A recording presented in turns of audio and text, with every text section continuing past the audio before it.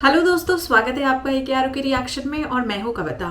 तो आज हम बात करने जा रहे हैं कमांडो ट्रेनिंग की। जी हाँ, किसी भी देश के लिए उसकी सेना सबसे बड़ी जो है वो एक लाइन ऑफ डिफेंस होती है सिक्योरिटी पर्पस से। और डिफेंस में भी सबसे ऊपर आ जाते हैं कमांडोज, जिनकी ट्रेनिंग एक्सट्रीम होती है। 10,000 में से कोई एक बंदा कमांडो के लिए सेलेक्ट होता है। इतनी रिगरस ट्रेनिंग होती है, इतना ज़्यादा वो भूख प्यास और हर कंडीशंस में सर्वाइव करते हैं। तो आपको पता है कि भारत में, चाइना में, पाकिस्तान में, जापान में, अमेरिका में, हर जगह आर्मी को इतना ज़्यादा स्ट्रॉन्ग बनाया जा रहा है। बेसिकली हर कंट्री अपनी आर्मी को इस समय इतना स्ट्रॉन्ग बना रहा है। मगर आज हम बात करने जा रहे हैं भारत और चाइना के कमांडो ट्रेनिंग में क्या फ़र्क होता है। तो कमांडोज की ज़िंदगी कैसी होती है, कैसे वो सिलेक्ट होते हैं, क्या उनमें फ़र्क है जो भारत में कमांडो सेलेक्ट होते हैं और चाइना में। ये काफ़ी इंटरेस्टिंग होने वाला है क्योंकि हर देश की अपनी प्रायोरिटी होती है, अपना लेवल ऑफ ट्रेनिंग, अपना लेवल ऑफ कंफर्ट होता है। तो आज हम देखने जा रहे हैं दो बहुत ही ताकतवर देश, जिसमें एक है चाइना और एक है पाकिस्तान, और उनकी ट्रेनिंग। तो बिना देरी किए हुए आइए शुरू करते हैं। शुरू करने से पहले चैनल को सब्सक्राइब, शेयर, लाइक ज़रूर कर लें और उसके बाद इस वीडियो के बारे में बात करेंगे। तो लेट्स स्टार्ट। जहां सूरज की किरणें तक ठीक से नहीं पहुंचती, वहां पहुंचता है कमांडो। जो जहरीले सांप लोगों की मौत बन सकते हैं, उन्हें खुराक बनाता है कमांडो। जहां आप जैसे लोग पूरी फौज लेके भी जाने से डरते हैं, वैसे इलाके देश को वापस छुड़ा के देता है कमांडो। 1000 के बराबर नहीं, 10,000 के बराबर होता है कमांडो, क्योंकि 10,000 लोगों में से एक कमांडो बनता है, सिर्फ एक। दोस्तों, किसी भी देश की सेना उस देश की सुरक्षा के लिए महत्वपूर्ण मानी जाती है। यानी कोई भी देश अपनी सेना की ताकत के हिसाब से ही दुनिया में एक अलग रुतबा हासिल करता है। और इसके लिए सभी देश अपनी सेना के जवानों को एक आम आदमी से फौलाद बनाने के लिए कड़ी से कड़ी ट्रेनिंग देते हैं। दोस्तों, आज मैं आपको बताऊंगा ऐसी ही ट्रेनिंग के बारे में, जिसे देखने के बाद आपकी रूह कांप जाएगी। और एक बात दोस्तों, इस वीडियो में मैं आपको पाकिस्तान की फोर्सेस की ट्रेनिंग के बारे में भी बताऊंगा, जिसे देखे बिना आप वीडियो को स्किप मत करना। क्योंकि भले ही पाकिस्तान की सेना को बार बार हिंदुस्तान की सेना ने मात दी हो, लेकिन पाक की सेना के जवानों को भी एक कठिन ट्रेनिंग के दौर से गुजरना पड़ता है। तो दोस्तों चलिए अब बिना देर किए आज का ये वीडियो शुरू करते हैं। नमस्कार दोस्तों, द मिस्ट्री आइलैंड पर आपका स्वागत है एक बार फिर से। Number 1, 36 hours stretch training camp, para commando. दोस्तों, आपको बता दूं कि पैरा कमांडो का कोई स्पेशल रिक्रूटमेंट नहीं किया जाता, बल्कि इसका चयन सेना के विभिन्न रेजिमेंट में से किया जाता है। इसके बाद इन जवानों को आगे की परीक्षण के लिए पैरा कमांडो के ट्रेनिंग कैंप भेज दिया जाता है, जहां इन जवानों को 3 से 6 महीनों की बेसिक ट्रेनिंग के बाद लास्ट में 36 आवर का स्ट्रेच ट्रेनिंग करना होता है, जो बड़ा ही भयानक होता है। जो जवान इस 36 घंटे की ट्रेनिंग को सफलतापूर्वक पूरा कर लेते हैं, उन्हें ही सर पर पैरा कमांडो की पहचान मरून कैप पहनने का मौका मिलता है। 36 घंटे के स्ट्रेस फेज की शुरुआत रात के समय होती है। रात को जब ये जवान बस नींद के आगोश में जाने ही वाले होते हैं, तभी ट्रेनिंग टीम्स उन्हें लाइन में खड़ा होने का ऑर्डर देती है, जबकि इन लोगों को पिछले एक हफ्ते से 1 या 2 घंटे की नींद ही नसीब हुई होती है। इसमें जवानों को तब तक बार बार रूटीन एक्सरसाइज करना होता है जब तक इनमें से कोई एक हार ना मान ले। फिर इन जवानों को 30 किलो के बैटल लोड्स के साथ अगले 2 घंटों तक खड़ी पहाड़ी पर चढ़ाई करनी होती है।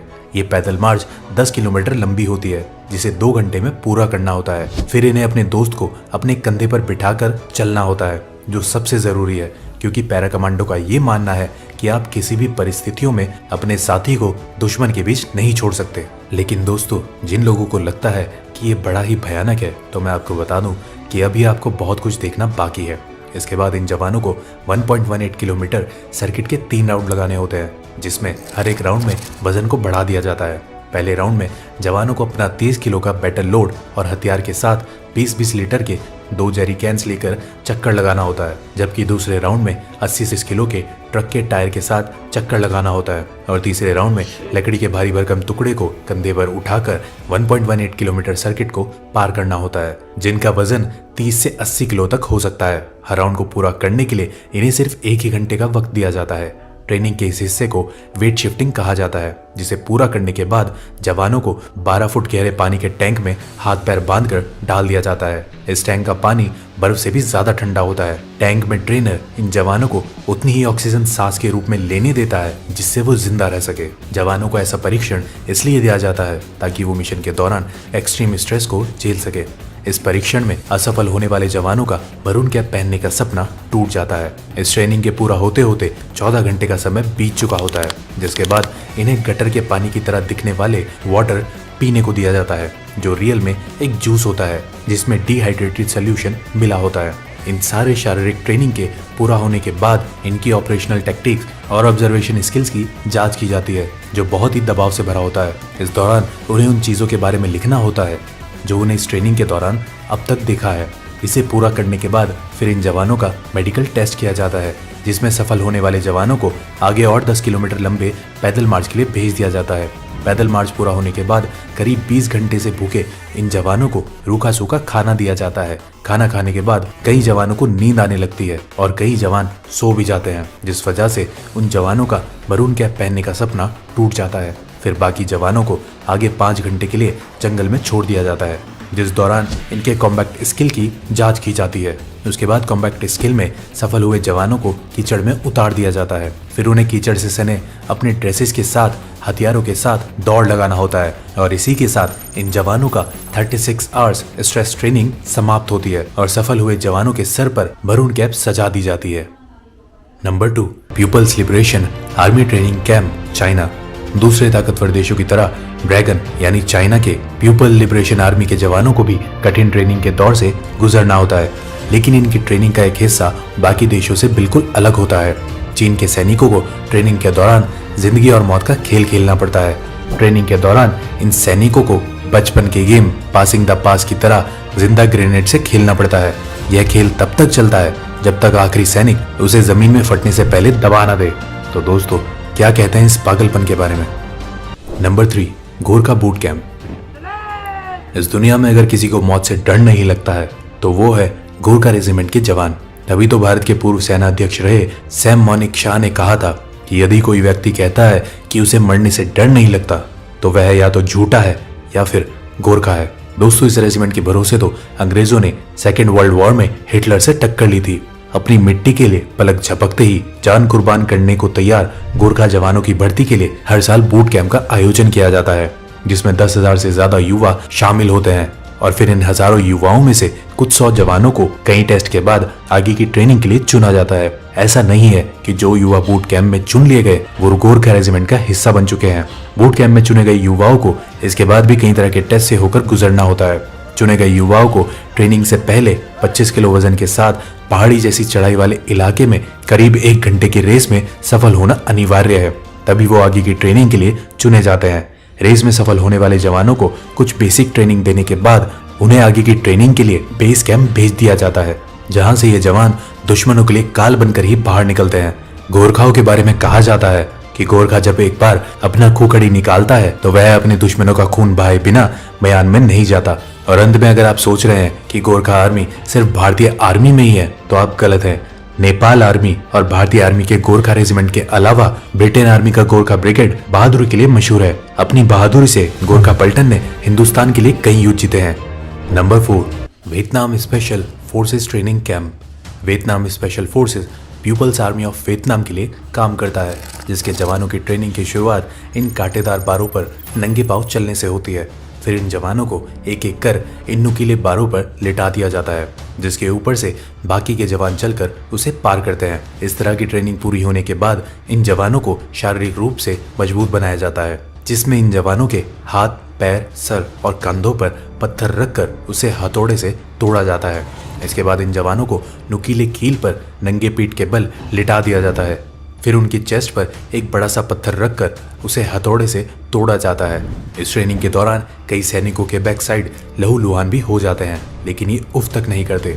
ये तो कुछ भी नहीं था, ये देखिए इनके ऊपर किस तरह इन धारदार चाकुओं को ऊपर से गिराया जाता है, लेकिन इनका शरीर इतना सख्त हो चुका है कि ये चाकू भी इनका कुछ नहीं बिगाड़ पाते।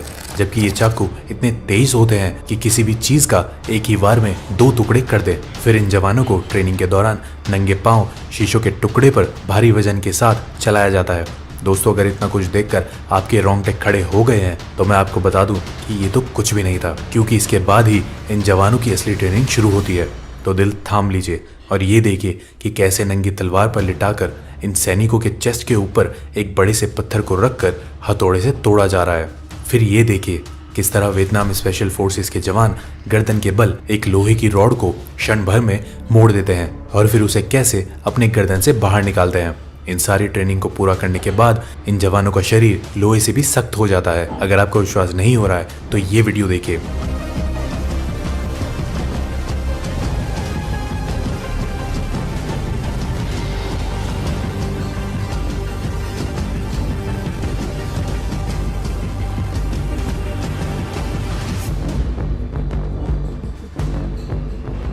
क्यों, अब यकीन हुआ?